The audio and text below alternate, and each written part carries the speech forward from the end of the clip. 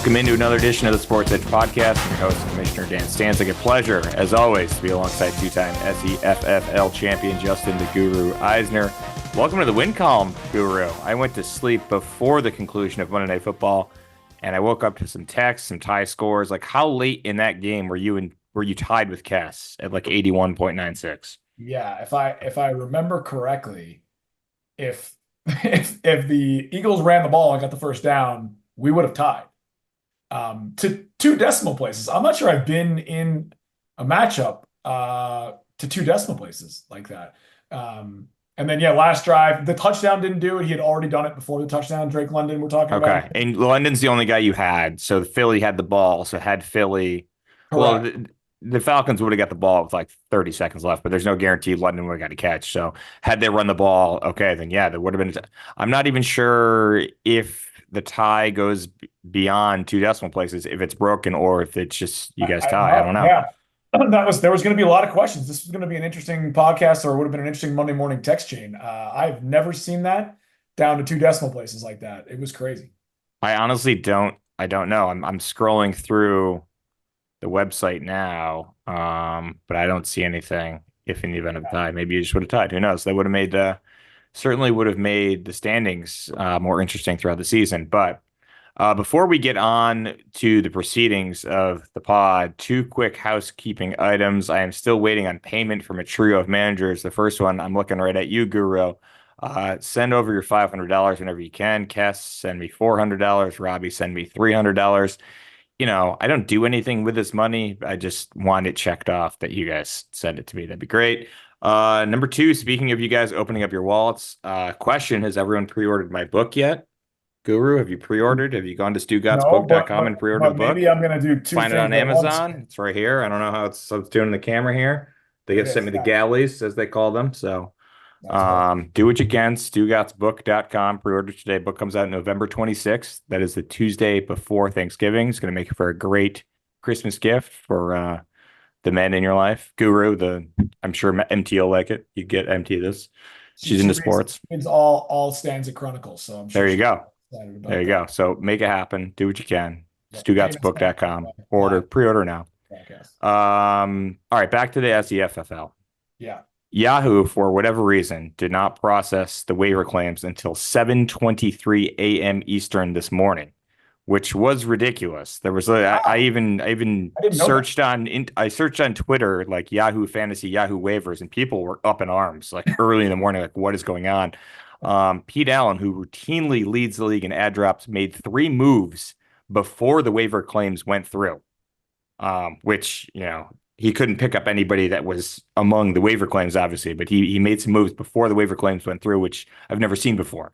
Wow. But what stood out to you, Guru, from these winning waiver claims? Half landed Carson Steele for 65. He also got Hunter Henry for 12.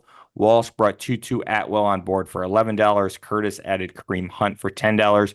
You got Jawan Jennings for $7. Jalen Naylor for $5. Zanz nabbed Baker Mayfield for $5.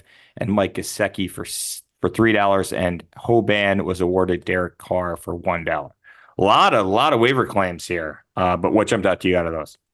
I mean, 65 was a big number. And I think we maybe talked about this last year, but I learned last year that you can see the losing bids. You can. You actually told me that. And I did look. The second highest bid was me. I submitted 33 for Carson. So how do you feel about that 65? Do you feel like that was way too high? Were you debating more or less than 30? No, honestly, I'm not sure how they're going to, employ their backfield. Like Samaje Perine was already owned. I think Walsh has him. I'm not entirely sure. No, maybe Hoban has Samaje Perine. So it wasn't like make or break for me, despite the injuries my team is facing with AJ Brown now looking like he's out for a couple of weeks. Christian McCaffrey on IR could definitely use some help in the running back department. So I thought I put a pretty significant bid out there, but I wasn't going to blow my load on a guy who might just get, 6 carries for, 20 yards. Kind of sounds like a porn name. Yeah. Oh, yeah. Yeah, it certainly does. I think you might be thinking of Lexington Steele, Guru, who is a famous porn actor, African-American. So they're probably not related to that. Probably not related to this one now. But yeah, I put in, so I was the third on that one. I put in 16 and I was kind of debating if that was too much, and you doubled me and he doubled you. So that definitely jumped out. That was a lot. I considered doing something for Kareem Hunt, just because he's obviously always been good when he plays. So that's interesting as well. Yeah, I think everything else was kind of, nothing crazy, but 65 felt like a lot. So I mean, maybe we'll get into this later, but half could be in panic mode. Could be in panic mode with the Could be. 60. Wow, what a tease. Look at you, my co-host. We will do a little Back. panic or We're the patience coming best. up later. This guy. But let's get to the newsiest item from the weekend, which, if anyone's on the tech chain on Sunday around noon, 12:30, 1 o'clock time, Hathaway's complaint. So let me address a few things, Guru, and then feel free to chime in. Yeah. The IR rule is not a new rule. It has been the policy of the SEFFL for years. Hathaway is by far the biggest abuser of Yahoo's lax IR rules, which he Googled and then sent us the AI interpretation of for whatever reason. He was reminded of this rule in the league-wide email sent in August. He was also called out during the draft on Zoom during a discussion of our roster spots. I mentioned how we have two IR spots and then said that they're only to be used for players on IR or the pup list. And I said the words, "I'm looking at you, Hath," in that Zoom.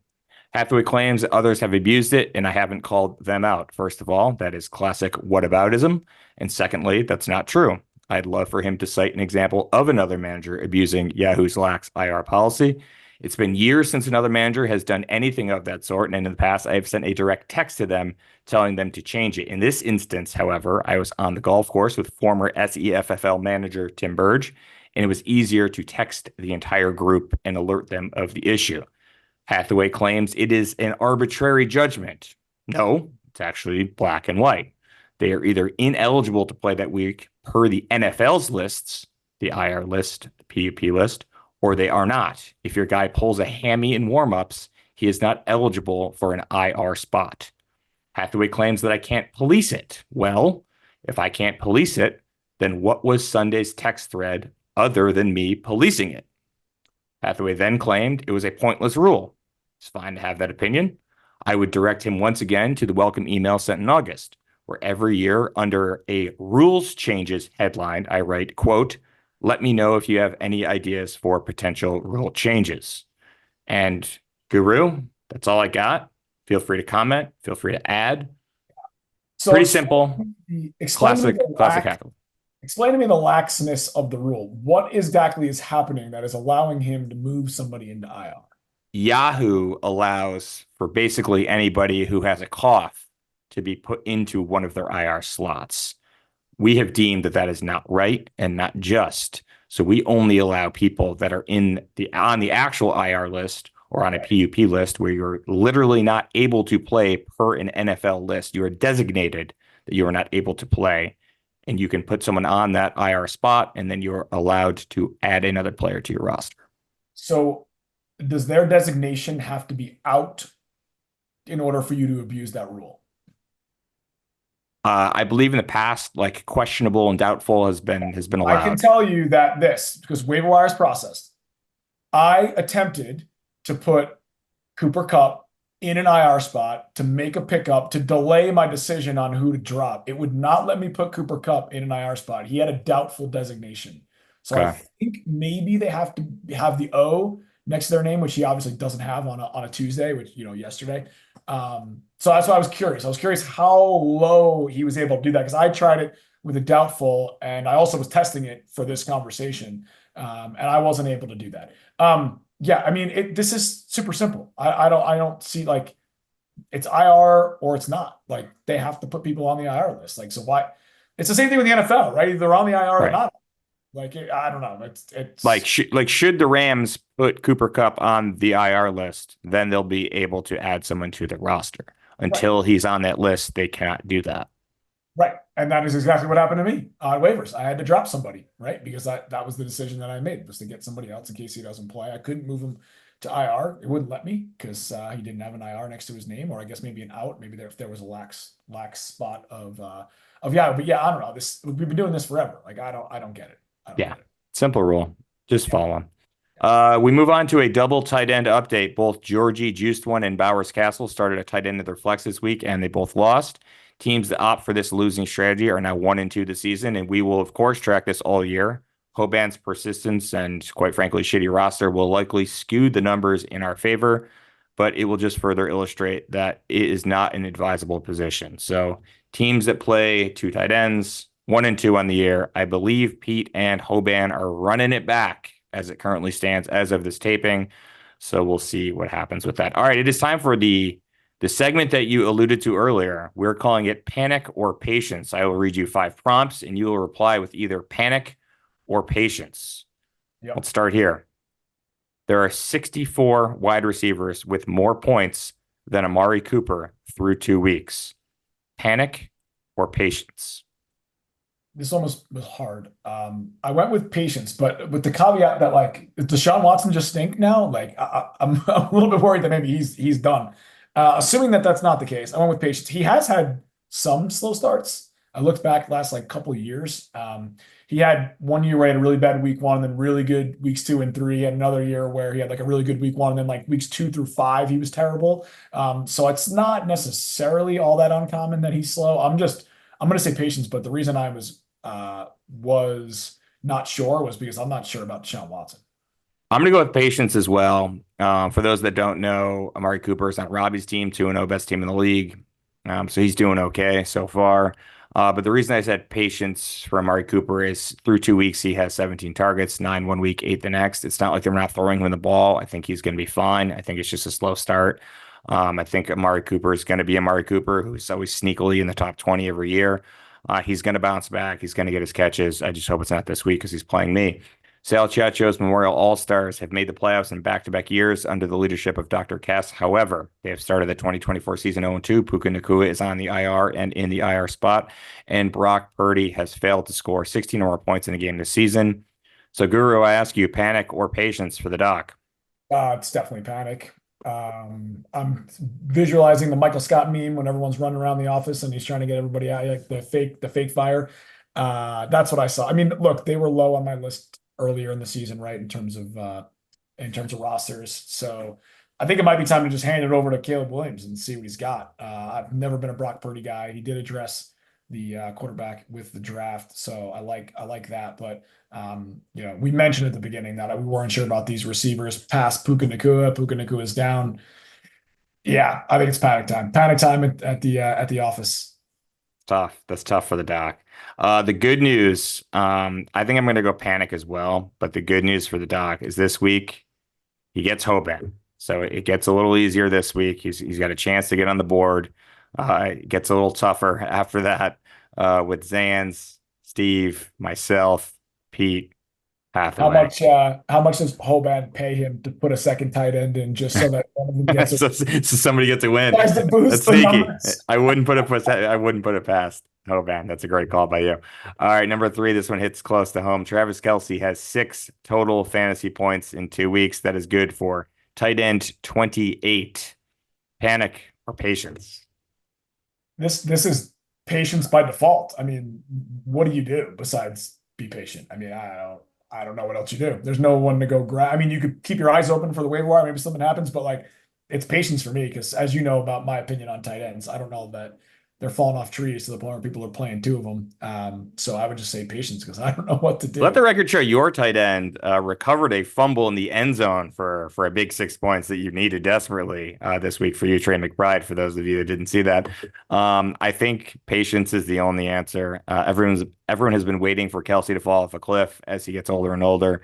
I finally bought into Kelce this year for the first time. I think it's the first time I've had him in any league, and of course, he has stumbled mightily out of the gate. Hopefully, he turns things around. Hopefully, Mahomes does as well.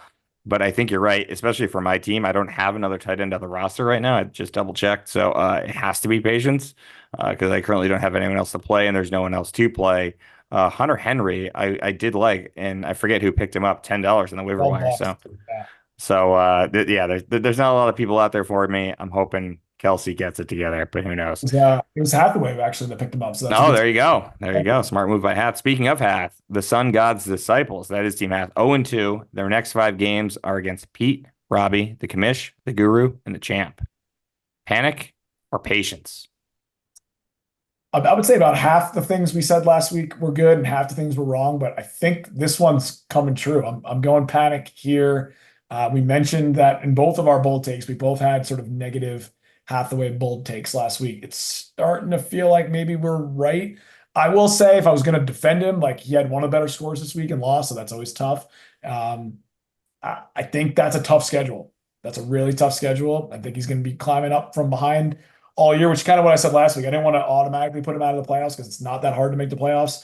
But I think it's coming true. So I would say panic. He's got to pay attention to what's going on here. I think it's a clear panic. I mean, the positive, if I was to spin this positively, if I was to preach patience, I would say teams have made the playoffs from an 0-3 start before. Dwyer did it a few years back. Pete made the playoffs once after like an 0-5 or 0-6 start. So it has been done. This is by no means like it's by no means impossible for him to rally, even if he loses this week. But that schedule is pretty daunting. So I would say just by looking at what he did on the waiver wire, I would assume Hathaway is panicking, and probably wisely so. He's got to get it together. He keeps picking the wrong quarterback to play, and he needs to get a win this week against Pete to get things going. Last one for you: panic or patience. This one's a little different. DeAndre Swift, Javonte Williams, Rashad White, Jalen Warren, Najee Harris are all currently outside the top 30 among running backs. Panic or patience, or maybe you give me the one you're most panicked about and the Yeah. one you're most patient about. Again, I that's give you my DeAndre Swift, Javonte Williams, Rashad White, Jalen Warren, Najee Harris, all outside the top 30. My two biggest panics on that list, unfortunately for Hathaway, the first one's Jalen Warren, and that's because he's getting 2-1 out touch consistently by Najee Harris, which I kind of like Jalen Warren. I've always thought he was maybe better, and I liked when they started to go to him more, and I thought that was a good player for Hath, but like it's literally double. Like I was looking at attempts and touches, and he's literally getting out touched 2-1 by Harris. So that scares me. As long as Harris is healthy, that seems like a panic situation for Hathaway. The other one is Rashad White for me on the panic side. Little Bucky Irving is behind him there, plucking around, just waiting for Guru to maybe slide him in. He's also kind of hurt, I guess. He's got like a groin thing going on. So I feel like if he actually doesn't play for a week or two and Bucky Irving does something, then that could be a real panic there. A little more patience for me on Harris because of the touches. Williams because I don't trust anybody behind him. And Swift has been completely ineffective, but he's getting all the touches. So like I would hope he returns it around. So that's kind of I think Swift, Williams, and Harris are all on the patient side of this one for me, and then White and Warren on the panic side.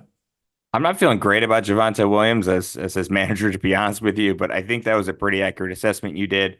Uh, Good matchup for DeAndre Swift this week. I think they play the Colts, so hopefully the Bears should be able to run the ball against them a little bit.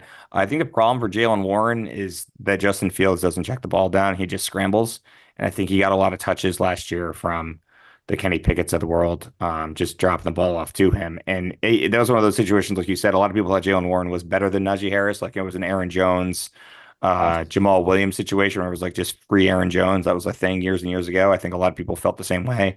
But Arthur Smith came in, they got Justin Fields going there, and it doesn't look like Jalen Warren is in the mix. So I think I would agree with you. But we're on now to week 3. We got 5 great matchups in week 3. I normally this is like the end of the podcast, and I just look through and I'm like, hey, what do you think? Just give me one nugget. But I looked through these matchups and I'm like, wow, we got some juice here. We got some real things on the line here early in the season, week 3. So I will read you the matchups, and then I want you to rank them in order of most intrigue to you, 5-1. I have also ranked them. So we can kind of go back and forth and see where you have these. I'll just read the matchups as they appear on Yahoo, and then you will rank them 5-1. The matchups are the Stanzix against Gibbs Me More, Guru's Man Rockets against Slim Pickens, the Sun God's Disciples against Georgie Juiced One, Sale Chiacho Memorial All Stars against Bowers' Castle, Zay What against the Honey Bijan Badgers. What do you got? Number 5, I guess you would say like the least intriguing of the what I would assume is all 5. Honestly, you can put these in any order. I wouldn't be stunned. So who do you have as the least intriguing of those 5 matchups? Yeah, I agree. They're all interesting. They're all interesting in their own ways, but I think just you have to go probably Cass Hoban here at the bottom. They're both predicted to score under 100 points. They're both 2 of the weaker rosters. Hoban's going to start 2 tight ends. I have to put them on that number 5. I had them at 4, actually. So Okay. I have a matchup that I deem less intriguing, but for the Kes Hoban matchup, what the way I see it is The loser of this game might get the number one pick in next year's draft. Like Achan is the best player in the matchup. Kess has him. I kind of like what I'm seeing from Hoban this week. Bauer's the best player on his team, I think. He's a stud. Nico Collins, top 15 receiver. He's actually probably the better player if you're doing like dynasty rankings there. And he also has a bunch of guys like Jerome Ford, Demarcus Robinson, and Samaje Perine, as we mentioned earlier, who are stepping into bigger roles with guys injured. So I think Hoban could actually get this one, and Hoban could be 2-1 going into next week. Cass could be 0-3. That would be there'd be a lot of intrigue there if that result comes to pass. Otherwise, if they're both just 1-2, it's kind of boring, and I'd have it, like we do, kind of at the bottom of the barrel here. What do you have at number four? This one was tough. So 3-4 for me was kind of like back and forth. I wasn't sure where to go. Um, I think I'm gonna go Steve Walsh at number 4, but it was real close. We'll go over number 3 in a little bit. Um, yeah, I mean, this one is just kind of like, I mean, two good teams. Obviously, Steve had the fumble in week 1, bounce back in week That's what we're calling it, huh? Fumble? Walsh, he Curtised it in week 1, and then in week 2, he came back. And then Walsh at 2-0. But yeah, there's a 10-point gap in the projections for whatever that's worth. Kind of one of the bigger ones if you look around the league in terms of the matchup. So it was really close, but I went with that one at 4. I like how the way you said it, Steve Walsh, just like hit me. That was a former NFL player, just the way we said that, Steve Walsh. Weird. I had it at number 3, so I think we're Yeah. pretty aligned here. Both teams, a lot of promise. But when this matchup is over, Steve is either going to be 2-1 and feeling good, or 1-2 and unsure of his roster. So that's good news for us. Like we are intrigued to see Steve fail. So if he leaves this matchup at 1-2, that is interesting. Walsh, a chance to start 3-0 for the first time since 2015, and I am sure he is going to want big games from James Cook and Calvin Ridley, who Steve traded him last year for his first and second round pick in this past year's draft. So that, the trade from last year, a little revenge factor, former housemates. Steve could be 1-2, Walsh could be 3-0. There is some juice there. Who did you have at number 3? I had Half Pete at number 3. Half versus Pete. I mean, just because like the Hathaway thing is intriguing to me. He's stirred up the pot again. He put $65 in the waiver wire. He's 0-2. He was the big, bad boy on the block. How many regular seasons in a row? This is a huge matchup. Like easy potential to lose here to a team like Pete. So plus Pete's 1-1, big turning point. He gets this, goes 2-1, and goes to 1-2. So like this one has a lot of intrigue for me. I'm just watching Hathaway closely now, I think. I'm intrigued. You had this at number 3. Yeah. I had this at number 2, and after I thought about it, I should probably have it at number 1 for me. Okay. Is Hathaway going to drop to 0-3? Are both of these perennial powers going to enter week 4 at 1-2? Hath has not lost 3 straight in any order, any time of the season since 2018. Which quarterback is he going to choose this week? Is he going to guess incorrectly like he's done the first 2 weeks? Is Pete going to be able to survive without Pacheco and Debo? Will the aforementioned Carson Lexington Steele make Pete feel sore next Tuesday morning? To me, there's a lot going on here. And as you said, Hathaway's turned with the pot as he always does, leaning into the villain role a little bit in the league. I kind of like that for him. After being the tops in the league for the regular season for the last couple of years and failing to get things done in the playoffs, little heel turn there. I think that's a good role for him. A lot going on. I had it at number 2. So now we need your number 2, which is going to be either my number 5 or my number 1. Yeah, interesting. I just realized we didn't get your number 5. I'm interested. I went Guru Zanz at 2. Guru Zanz, mainly because I kind of called Zanz out last week in one of what looks like one of my wrong bold predictions last week, thanks to Stanzik fumbling the bag last week. Immediately gets the win, and I called an 0-3, 1-4 start. So Yeah, I it feel wasn't like good. he's the champ. Another swing matchup for me. In fact, that I called him out felt like a little bit of a WWE thing. I called him out in the press conference in the back, and now I got to face the music. So I felt like that was interesting simply because of that. I might have had this one lower if not for that. So I had it at number 1. Wow. And Okay. for me, the reason I had it number 1 is because it's projected to be the highest scoring game of the week, and it involves the champ. So that's intrigue right away. And the other part, which you failed to mention, I guess it's kind of just assumed because you did mention that he beat me this past week and now he is playing you. So Zanz is going, we might need a new term for this. I'm just calling it the podcast sweep. Podcast sweep. Zans Wow. can beat me and you in back-to-back weeks. I don't know how many other teams get the opportunity to do this facing us in back-to-back weeks, but Zans can pull off the podcast sweep. Email in, text us if you got a better name for this than the podcast sweep. But he beat me last week. He faces you this week. And the other thing I wrote is the Guru going to fall to 1-2 for the third straight year? You got a lot on this here. A Yeah. lot. I don't know. You won the regular season a couple of years back, and then it's been you stumbling out of the gate for the past couple of years. So I guess the only one we have not gotten to is your number one, Yeah. and by default, also my number five. Maybe there's a little, Yeah. you don't think of yourself as intriguing as others may think. Yeah. So go ahead, you're number one. Yeah. I mean, that's crazy. By the way, we went Panic and Patience complete in alignment. So maybe we needed It's this, true. It's true. five versus one. Just I mean, we were in order outside of this game. You had it at one, I had it at five, but and then all we were the rest were in the same order. strange. Yeah. I mean, okay. Robbie's kind of like, so two The teams. matchup for you, number one, is the Stanzics against Stanzik gives you versus more. Robbie. Yeah. Right. I mentioned keeping a close eye on Hathaway after our predictions last week. I'm also keeping a close eye. Robbie and Hathaway are kind of like the two teams that I'm like, I'm interested in. I'm checking the scores. I'm seeing how they're doing because I mentioned last week that I think we were both wrong in the first podcast and Robbie's team is good. And then we both kind of mentioned on the podcast yesterday, we might have both been wrong about Hathaway. He might be bad. So so I have Stanzik, who I had as a top team, the top roster, 1-1, big swing matchup for him. Robbie's kind of it's a big test for Robbie's squad if he can do it. So this is really interesting. Also, it's a 2-point gap on the projection. So projected to be tight by Yahoo as well. So I really like this one. This is the one I'm most interested in for week 3. Yeah, I had it at number five. A matchup of former radio co-hosts, both among the top three of the standings. Only number five on my list. But my former radio co-host, now potentially watching this podcast where I have a new co-host, that being you. There's some intrigue right off the bat. But Robbie can further establish his legitimacy this year as a contender with a win over the Commish. And as you mentioned, we kind of criticized his roster in the preseason pod, which spices things up a little bit. Not that he has said anything directly to us, but I'm sure he's thinking it. I'm sure it's posted in the locker room. But he could really, really pull something off being 3-0 here. The reason I knocked it down a few pegs is just the state of my roster is kind of in shambles. I guess I am still projected to win by 2 points. I think that was different when I looked at it earlier today, but no AJ Brown, no Christian McCaffrey. I'm emptying the bottom of the barrel to fill out the roster here. I didn't get any of the guys I wanted to on the waiver wire. So that knocked it down a few for me. But there is certainly a lot on the line here. The winner of this will definitely stay towards the top of the standings. If I fall to 1-2, then, you're kind of more middle of the pack fighting for a playoff spot, which is kind of par for the course the last couple of years. Anything else? Anything else you got for me, Guru?